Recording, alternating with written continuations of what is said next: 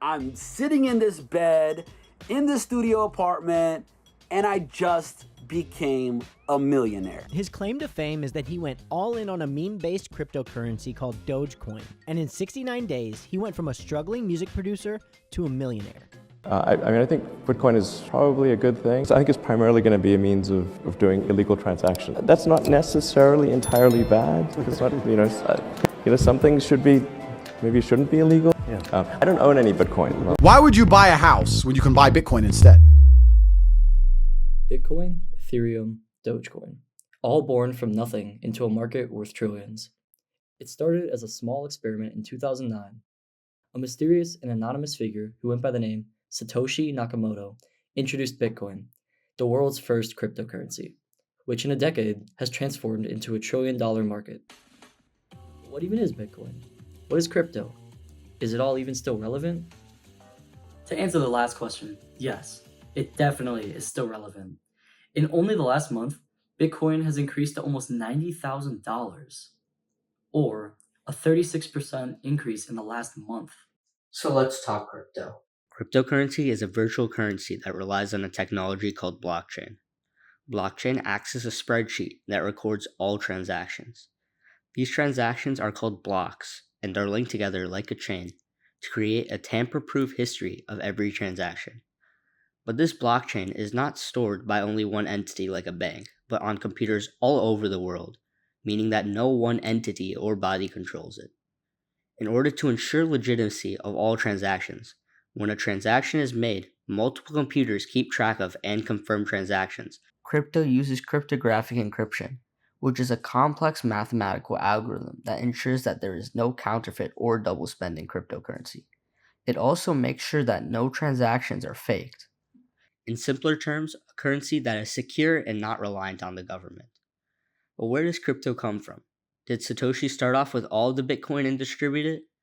Well, crypto coins are just complex algorithms and lines of code that are mined by powerful computers to be brought into circulation. But crypto does not need to be mined, but can also be pre-mined at the start. This means that there is a limited supply of crypto that cannot just be increased past the launch date of the currency just because the owner of the currency wants to make more. So cryptocurrency is a form of money that only exists virtually with no main entity to control or distribute it. So how does it affect the economy? Since governments have a harder time controlling it, how does it affect the global and national currency? How do they regulate it? Do I not have to pay taxes anymore? Unlike regular physical currency, cryptocurrency transactions are quick and decentralized, letting money pass from hand to hand, from individual to individual, much faster. This speed and independence make it very tough for governments to regulate cryptocurrency through normal tools.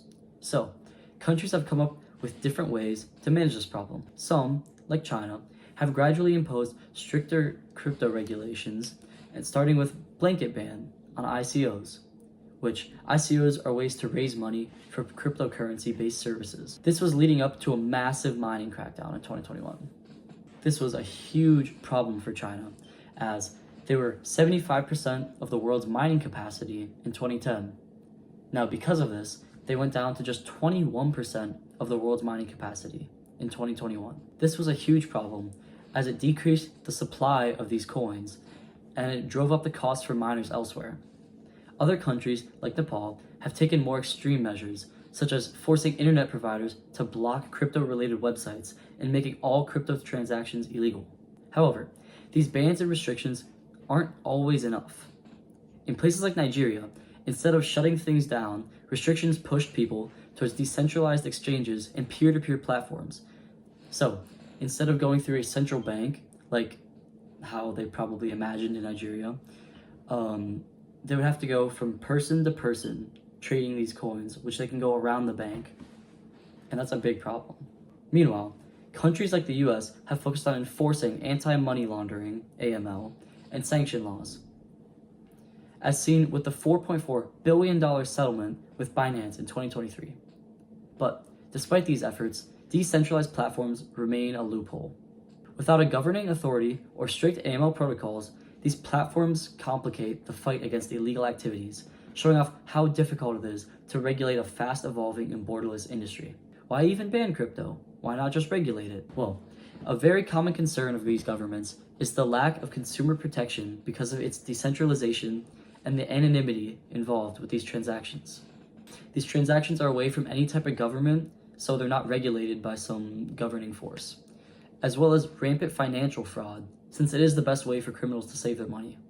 Now that you know how crypto works, along with the decentralization and price volatility of crypto, how does it affect inflation? Due to the huge spike in the popularity of crypto, there's been some thought into, will crypto be affected by inflation? Now, this can be answered with the simple fact that Bitcoin is finite. There is a limited amount of Bitcoin. As inflation could soar, the price of Bitcoin will still hold its value, as it will go up in proportion with inflation. As the usage of crypto increases, it will become really hard for central banks to control all of these transactions and try to control crypto. Normally, banks would control currency with stuff like interest rates, discount rates, OMO, but since Bitcoin works independently, it is not affected by any of these interest rates, which makes it very hard for central banks to try to regulate it. That being said, Bitcoin is very volatile, which that means that the price of Bitcoin goes up and down very sharply. Compared to a stock, for instance, buyers will sell it when they really have doubt, and buyers will buy when they think, the price of Bitcoin is going to go up. So it's controlled by consumers, which makes it very hard for a central bank to get in there and try to control the currency. Stablecoins aim to solve the issue of high volatility of crypto by being designed to not quickly fluctuate in value, allowing it to be used as a more safe asset than cryptocurrencies that fluctuate. This is possible due to a one-to-one asset backing, which means that for every coin in circulation, there is one thing of equal value backing it. This, in simpler terms, means that the currency will not crash. As long as the coin can always be redeemed for $1, allowing it to obtain the stability of a government currency, which gives an investor the feeling of a safe haven compared to other crypto assets. These coins have the benefit of being able to pay internationally without government intervention. Now, as you can imagine, this causes many problems as cryptocurrencies such as Bitcoin and Ethereum are targeted by scammers. Although cryptocurrency is a safe haven against inflation, it does have other issues related to its ability to fluctuate more than a normal currency. There's much less data on cryptocurrency, meaning that we do not know how it will react in a financial crisis. So we cannot be sure of how safe it really is at this point in time.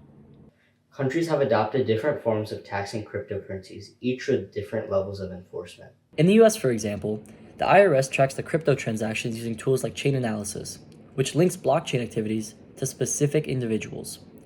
US crypto exchanges are required to report any transactions over $10,000, and taxpayers must disclose their crypto incomes using forms like the 8949 and Schedule D. This helps the IRS maintain tax compliance, despite the challenges posed by the anonymity of crypto transactions.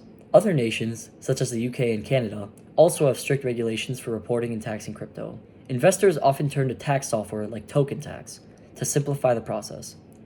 Additionally, large countries like the US and China require crypto businesses to obtain licenses and comply with the anti-money laundering, AML like mentioned earlier, and Know Your Customer, KYC, regulations to further tighten the control over the industry. So cryptocurrencies have created several problems for the government, including financial fraud, lack of consumer protection, and hiding crypto assets. It also introduced an extreme price volatility that would not be good if it was introduced into the economy as a whole. It has also grown from just an experimental concept to $1 trillion market, reshaping global finance and challenging traditional economies, as well as creating large communities. Its decentralized nature enables fast and rapid transactions while encouraging financial dependence, and also complicates regulations and enforcement. Although measures like bans, licensing, and sanctions have increased over time, these decentralized platforms still continue to operate beyond our reach and independently. This highlights the current limits of our government's policies. And as governments try to adapt to these challenges, crypto will remain a powerful force driving innovation. This will ensure their role in shaping the future of currency and global economies. Thanks for watching. I hope you liked the video and have a great rest of your day.